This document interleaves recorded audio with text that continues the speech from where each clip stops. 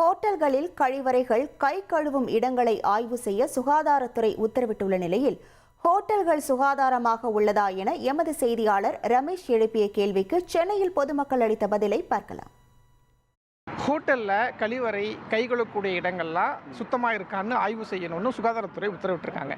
இப்போ நீங்கள் போய் சாப்பிடக்கூடிய ஹோட்டலில் கழிவறை, கை கழுவுற இடம்லாம் சுத்தமாக இருக்கா? உங்கள் அனுபவம் எப்படி? நான் சென்னையில் நிறைய ஹோட்டலில் சாப்பிட்ருக்கேன். ஒரு ஹோட்டலில் கொஞ்சம் சுமாராக இருக்கும், ஒரு ஹோட்டலில் ரொம்ப நீட்டாக இருக்கும். நான் சொல்லிகிட்டே வருவேன் அவங்ககிட்ட, பாத்ரூம் க்ளீனாக இல்லை, வாஷ் மிஷின் க்ளீனாக இல்லை, கொஞ்சம் அதை கொஞ்சம் பாருங்கள் அப்படின்னு நான் நிறைய ஹோட்டலில் சொல்லிகிட்டே வந்திருக்கேன். சில ஹோட்டலில் நல்லாயிருக்கு, சில ஹோட்டலில் கொஞ்சம் அப்படி இப்படிமா தான் இருக்குது. ஆய்வு செய்வது வந்து சும்மா கண் தடுப்பு இருக்கக்கூடாது. வாரானா இப்போ செக் பண்ணணும், கொள்ளணும். சும்மாக்கா ஆய்வு செய்கிறேன்னு சொல்லிட்டு ஒரு வருஷத்துக்கு ரெண்டு வருஷத்துக்கு நான் ஆய்வு செய்கிறேன்னு சொல்லிட்டு பார்த்தா அது பத்தாது.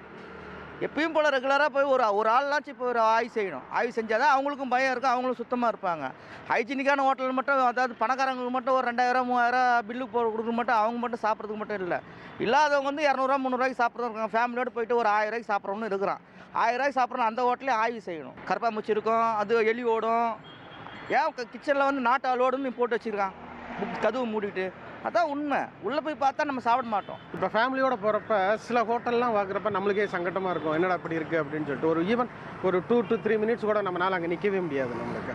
பட் ஆனால் அதெல்லாம் க்ளீனாக இருந்தால் ரொம்ப நல்லதுன்னு நான் ஃபீல் பண்ணுறேன். ஹோட்டல்கள் சுகாதாரமாக உள்ளதா என்ற கேள்விக்கு சென்னை மக்கள் அளித்த பதிலை பார்த்தோம். தொடர்ந்து செய்திகளை விரைவாக பார்க்கலாம்.